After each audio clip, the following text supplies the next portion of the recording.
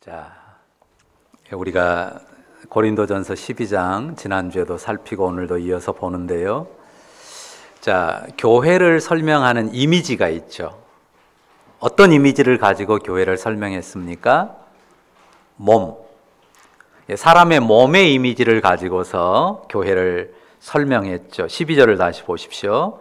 몸은 하나인데 많은 지체가 있고 몸의 지체가 많으나 한 몸임과 같이 그리스도도 그러하니라. 자, 그리고 오늘 14절 이하에서 한 몸의 여러 지체에 대해서 예화를 들려줍니다.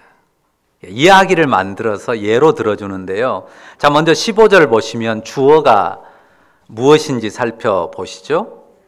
누가 말하죠? 주어가 누구예요? 15절. 15절에 주어 발이죠, 발. 발이 주어예요. 발이 뭐라고 합니까? 나는 손이 아니니 몸에 붙지 아니하였다라고 합니다. 난 손 아니야. 그러니까 난 몸에 붙지 않았어 라고 한답니다. 자, 발이 이 말을 하는 느낌, 표정이나 분위기는 어떻습니까? 굉장히 밝고 평온한 분위기인가요? 아니죠. 굉장히 심기가 불편합니다. 뭔가 꼬인 분위기예요. 이런 느낌이에요. 그래, 난 발이야. 냄새 나는 발이라고. 너처럼 소중한 손이 아니니까 너하고 한 몸 안 할게. 이런 지금 느낌으로 내뱉는 말입니다. 이해되시죠? 이게 청소년 시기에 보통 가출을 생각하고 하는 경우들이 있죠. 우리 정선아 세아가 지금 청소년이라고 할 수 있는데 뭐 한 번쯤 그런 생각 안 해봤는지 모르겠습니다. 근데 청소년만 그러는 게 아니에요. 유치원생 중에도 가출하겠다고 엄마를 협박했다는 이야기를 듣습니다. 엄마가 동생만 예뻐한단 말이죠. 너는 언니가 돼가지고 너는 형이 돼가지고 그러면 되겠냐, 늘 그런 소리만 하니까요. 확 짜증이 난단 말이죠. 그래서 확 내가 집을 나가버려? 이런 생각이 드는 거죠. 지금 여기 15절에 나오는 발의 불평이 그거예요. 자, 16절도 마찬가지인데 여기는 주어가 뭡니까? 15절에는 발이 주어였고 여기는 귀죠. 귀님께서 스트레스를 굉장히 받았어요. 누구 때문에? 눈 때문에, 이 눈 저것 때문에 스트레스가 만땅입니다. 이 사람이 거울을 보면 눈만 살핀단 말이에요. 눈 화장도 해주고, 그리고 눈을 보면서 쌍꺼풀을 수술을 해줘야 되나 말아야 되나, 뭐 옆트임을 해줄까, 뭐 앞트임을 해줄까, 뭐 그런 생각을 한단 말이죠. 관심이 오직 눈에만 있어요. 귀에 대해서는 한마디가 없습니다. 그래서 가출하고 싶은 겁니다. 그러니까 이런 식이에요. 이쁘고 공부 잘하는 언니만 보이지, 나 같은 건 눈에도 안 들어오지, 그래 내가 나가줄게 하는 그런 분위기예요. 어릴 때 이런 생각 안 품어본 사람 거의 없죠. 근데 교회 안에서도 이런 생각을, 비슷한 마음을 품는다는 거죠. 우리가 11장에서 이미 살폈어요. 주의 만찬에서 부끄러움을 당한 이들이 있었습니다. 빈궁한 이들. 그들을 부끄럽게 했어요. 부자들이 먼저 자기 만찬을 가져다 먹어버리고 늦게 오는 가난한 이들을 전혀 배려하지 않았습니다. 사도가 이 일에 대해서 그건 잘못이라고 분명히 책망했어요. 그리고 그걸 교정하도록 지도했습니다. 그런데 빈궁한 지체들 입장에서 생각해 보십시오. 이미 상처받았어요. 이미 받은 상처의 흔적 금방 사라집니까? 지워집니까? 어떻습니까? 부자들에게 소외감을 느껴버렸어요. 이미. 그리고 서글픈 자기 처지를 한탄하는 그 한탄의 마음이 자기 안에 깊었단 말이죠. 근데 그 기억이 그냥 사도가 한마디 해줬다고 금방 내면에서 쑥 지워지냐고요. 지우려고 잊으려고 해도 자꾸만 내면에서 그게 스멀스멀 올라올 수 있죠. 그리고 옛 사람의 열등감이 깊었던 사람일수록 그게 쉬 지워지지 않습니다. 그래서 아까 말한 가출 생각이 나는 거예요. 그래, 나 같은 게 뭐라고, 니들끼리 잘 먹고 살아. 난 갈게. 뭐 이런 결별의 생각을 고할 수 있다는 말이죠. 그러니까 발이 나는 손이 아니니 몸에 붙지 아니하였다. 또 귀가 나는 눈이 아니니 몸에 붙지 아니하였다 하는 것입니다. 이런 상황이 이해되십니까? 지금 초대교회 고린도의 교회만 그런 게 아니라 역사 안의 모든 교회가 이런 어려움과 갈등을 겪어왔습니다. 우리가 일단 수용할 것은요, 이런 상황이 불가피하다는 거예요. 이런 상황이 불가피하다는 점을 우리가 일단 수용해야 합니다. 왜냐하면 하나님께서 그렇게 심히 다른 지체들을 한 몸으로 부르셨기 때문입니다. 우리가 믿잖아요. 십자가의 도를 믿어 성령으로 그리스도의 몸의 지체가 되었단 말입니다. 그런데 하나님께서 성향이 비슷한 사람들, 특징이 비슷한 사람들끼리 그런 사람들만 모아서 묶은 게 아닙니다. 제각각 달라요. 그래도 발하고 손은 좀 비슷하기라도 하죠. 뭐 5개씩 달렸잖아요. 비슷하기라도 한데요. 눈하고 귀는 완전히 다릅니다. 생김새도 기능도 완전히 다른 지체들이 많죠. 우리 몸 안에서는 어떻습니까? 간이 있고 신장이 있는데 기능이 완전히 달라요. 그리스도의 몸의 지체로 부르신 사람들도 그렇다는 거예요. 심지어는 우리가 이미 본 것처럼 하나님의 부르심에 무엇까지 포함된다고요? 혈통과 인종, 피부색, 언어, 그리고 신분과 지위까지도 하나님이 부르신 그 부름에 포함이 된다는 거예요. 그 자리에서 그 모양으로 그 사람을 그리스도에 심은 것이, 그리스도의 몸에 심은 것이 하나님의 주권입니다. 하나님께서 매우 다양한 사람들을 그리스도께 한 몸으로 연합시키셨어요. 너무나도 다르고 다양한 사람들, 정말 달라요. 심히 다릅니다. 우리 아이들 블럭 가지고 놀잖아요. 우리 애들 블럭놀이 좋아할 텐데요. 아이들이 가지고 노는 블럭은 어떻습니까? 아무거나 그냥 갖다 맞추기만 하면 모양이 나옵니까? 아무거나 그냥 무조건 갖다 끼우기만 하면 자동차도 되고 로봇도 되고 그러나요? 어때요? 장난감 블록 하나도 모양을 제대로 완성하려면 얼마나 신경을 쓰고 잘 갖다가 끼워야 되는지 모릅니다. 그런데 블록은 고정된 물체예요. 변하지 않아요. 그런데 사람은요? 사람은 생물이에요. 살아 있습니다. 살아서 움직입니다. 어떻습니까? 여러분 살아보셨잖아요. 한 10년쯤 같이 살면 착 하면 착 맞아집니까? 그렇던가요? 한 10년 살아보니까? 우리 장로님은 네, 그러네요. 어때, 김승희 전사님? 착하면 착 맞춰집니까? 아니라는데요? 한 10년은 짧고 그럼 한 20년, 30년 함께 같이 사니까 완전히 파악이 됩니까? 사실 그 이상 살아도요, 아직도 잘 모르겠고 여전히 안 되는 부분이 많습니다. 아니, 나이가 들어갈수록 살아온 세월이 많아질수록 더 어긋나고 뒤틀린 부분이 더 많아진 경우들이 허다합니다. 황혼이혼 괜히 나옵니까? 각 사람이 본래 다양한 모습과 특성을 받았어요. 본래 빠른 사람이 있고 본래 좀 느린 사람이 있어요. 본래 막 열이 있는 사람이 있고 본래 좀 몸 자체가 차가운 사람도 있습니다. 그런데 각 다른 특성과 모습을 받았는데 거기다가 우리가 죄로 일그러지기까지 했단 말이에요. 죄의 본성으로 일그러지기까지 했단 말이죠.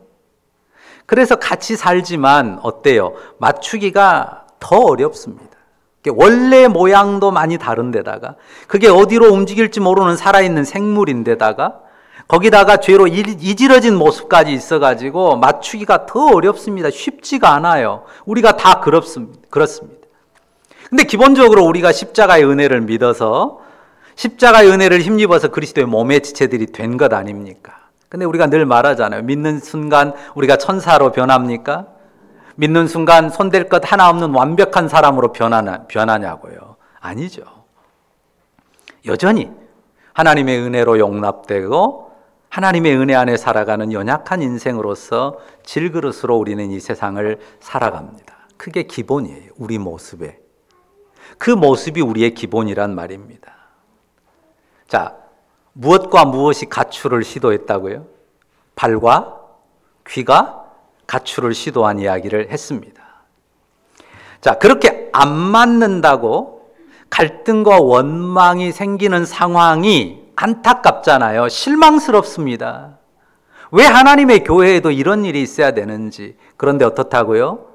그게 당연하다고요. 그걸 당연한 현상으로, 상황으로 받아들이고 인정해야 됩니다. 수용해야 합니다. 어떻다고요? 원래도 많이 다르게 만들어진 인생인데 죄로 이지러진 형상까지 담고 있어서 더 맞추기 어려운 인생입니다. 우리가 그렇습니다. 내가 그렇습니다. 그러니까요, 우리가 이렇게 생각하면 더 좋습니다. 누가 나 같은 것 맞춰서 살겠어. 버려주지 않은 것만도 고맙지. 그런 생각하세요? 누가 나 같은 것 맞춰주고 살겠어. 날 버려주지 않은 것만도 고맙지. 이렇게 생각이 가야 하나님 앞에 진실한 그리스도인의 마음입니다. 그런 나를 용납해 주신 주님의 은혜가 감사한 건 지당하고요. 또한 그런 나를 용납하고 견뎌준 옆 사람들에게 감사할 줄 알아야 합니다. 생각만 말고 입으로 고백해야 됩니다. 고마워. 날 버리지 않고 나를 맞춰 살아줘서 고마워. 이렇게 고백할 수 있어야 돼요. 18절 말씀 같이 읽어볼까요? 18절 같이 읽습니다. 시작. 그러나 이제 하나님이 그 원하시는 대로 지체를 각각 몸에 두셨으니. 자, 그러나 이제 하나님이 그 원하시는 대로 지체를 각각 몸에 두셨답니다.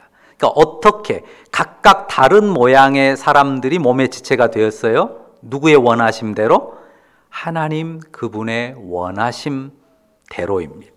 그러니까 우리가 서로 안 맞는, 진짜 안 맞는, 그리고 서로 다른 것, 그것 때문에 힘든 상황에 직면할 때마다 떠올릴 것이 이것입니다. 그 잘 안 맞는 다름, 그 다름을 누가 주신 거예요? 하나님이 주셨다는 사실입니다. 하나님의 주권입니다.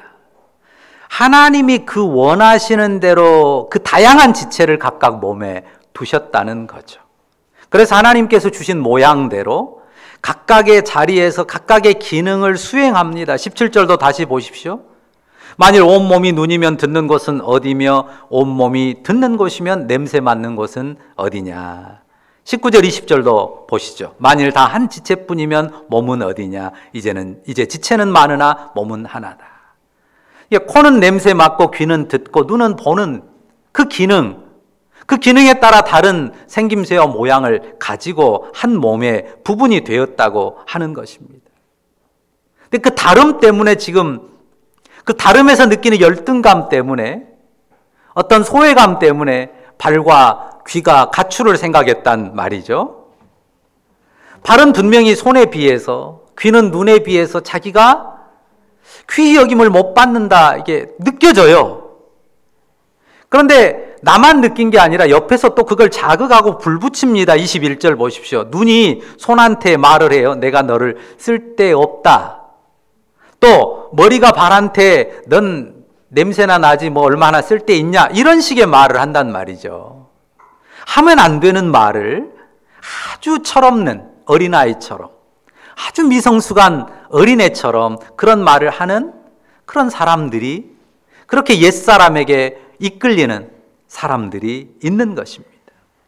근데 실제로 우리 몸은 어때요? 몸을 비유를 했는데요. 우리 몸은 어쩝니까? 전혀 안 그러죠. 반대입니다. 손이 좀 아프면 눈이 나 몰라라 합니까? 손 네 아픈 거니까 난 상관없어 합니까? 어디가 아프니 하고 눈이 착 보잖아요. 그리고 머리는 어떻게 해요? 발이 아프면 이제 머리가 직접 뭐는 못하니까 머리가 어떻게 하죠? 손한테 말하죠. 가서 저 따뜻한 물에 발을 좀 잘 씻어줘. 또 주물러줘. 머리가 그렇게 명령하니까 손이 발을 주물러 준단 말이에요. 그러니까 우리 몸은 뭐 발을 손이 차별하거나 눈이 귀를 차별하거나 혹은 머리가 발을 차별하거나 하는 게 전혀 없습니다. 오히려 살펴주고 도와주고 위해줍니다. 자, 22절 뭐라고 합니까? 더 약하게 보이는 몸의 주체가 도리어 요긴하답니다. 23절도 보시죠. 우리가 몸에 덜 귀히 여기는 그것들을 더욱 귀한 것들로 입혀주며 우리 아름답지 못한 지체는 더욱 아름다운 것을 얻느니라. 아까 귀가 가출할 생각했다고 했잖아요. 그런데 어때요? 그래도 귀에다가 전혀 관심이 없는 것처럼 보이는 귀에다가 다 진주 귀걸이 달아주잖아요. 보석과 금으로 귀걸이 만들어서 달아줍니다. 그런데 24절에 아름다운 지체는 그럴 필요가 없다고 하죠. 자, 25절까지, 24절 그 중간에 오직부터요. 오직 하나님이. 거기서부터 25절까지 함께 읽어볼까요? 같이 읽습니다. 오직 하나님이 몸을 고르게 하여 부족한 지체에게 귀중함을 더하사 몸 가운데에서 분쟁이 없고 오직 여러 지체가 서로 같이 돌보게 하셨느니라. 자, 우리 몸이 뭔가 병든 몸이 아니고 정상적인 몸이라면 우리 몸에 이 잘난 지체는요, 부족한 지체를 돌보고 도와주지, 우리 몸에 잘난 지체가 부족한 지체를 깔보지 않습니다. 무시하지 않습니다. 오히려 여기 쓴 것처럼 부족한 지체에게 귀중함을 더해주죠. 여러 지체가 서로 같이 돌봅니다. 너무 상식적인 내용이에요. 어린애들도 이해할 수 있는 그런 아주 유치한 비유를 가지고 그리스도의 몸인 교회를 설명합니다. 자, 서로 다르다고 하는 것이요, 불편한 요소인 게 사실입니다. 서로 다른 것 때문에 불편해요. 가장 쉽게 아까 말한 것처럼 저 사람은 왜 저렇게 느린지. 연애할 때는요, 느긋한 게 좋았어요. 근데 같이 살아보니까 어쩌면 저렇게 느린지. 또 연애할 때는 이 사람이 아주 그냥 빠르고 빠릇빠릇한 게 좋았어요. 근데 같이 살아보니까 어때요? 어찌 그렇게 성질이 급한지. 이렇게 되는 겁니다. 그러니까 다름이 불편함의 요소예요. 그런데 하나님이 사람들마다 각각의 다름을 주셨단 말이죠. 그 이유가 뭡니까? 25절 표현으로 말해보세요. 그 이유가 뭐예요? 오직부터 읽어보실까요? 오직 여러 지체가 서로 같이 돌보게 하셨느니라.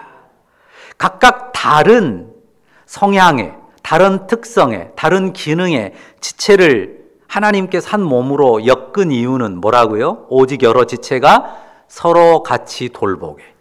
어떻게 해요? 서로 같이 돌보게 하셨다. 이것이 하나님께서 각기 다른 지체들을 한 몸으로 묶으신 이유입니다. 서로 같이 돌보도록 각각 다른 모습과 특성을 주셨습니다. 그러니까 서로 많이 달라서 정말 불편해요. 다른 게 좋았는데 나중에는 다른 게 불편하다고요. 그리고 다른 점이 클수록 더 불편합니다. 그리고 다름이 많을수록 맞추기가 더 어려운 것이 현실입니다. 어떻습니까? 자식.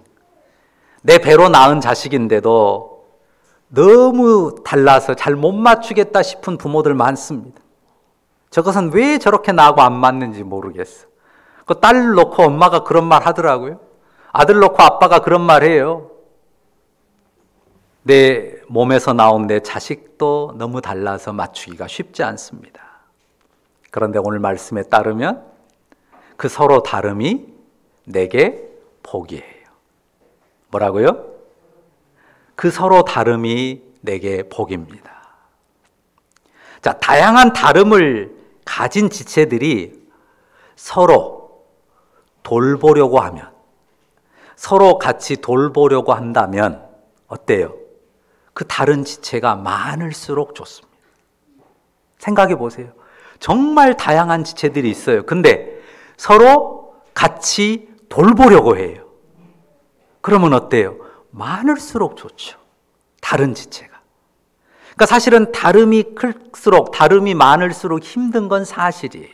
그런데 다름이 크고 많을수록 그것이 서로 돌보려고 한다면, 서로 같이 돌보려고 한다면 그것이 나에게 큰 유익이 됩니다. 맞추는 데 어려움은 분명히 있습니다. 하지만 내가 못하는 일을 저 지체는 합니다. 또 저 지체가 못하는 일을 또 다른 지체는 해요. 이 사람은 죽었다 깨나도 못하는 일이 있는데 이 사람은 그 일을 너무 쉽게 자연스럽게 하는 사람이 있습니다. 분명 그렇잖아요. 어떤 말씀을 기억해야 합니까? 오직 여러 지체가 서로 같이 돌보게 하셨느니라. 분명 다름이 불편함의 요소고 때로는 아픔도 됩니다. 그러나 서로 같이 돌보도록 하나님께서 다른 지체를 혹은 다른 특성의 다른 모양들을 내 가족에게, 내 지체에게 허락했다면 그것을 잘 수용하면, 그리고 무엇보다 서로 함께 돌보기를 원하면, 그 마음으로 하나 되면 그 다름이 나에게 복이 된다는 사실입니다. 그러니까 무엇이 관건이에요?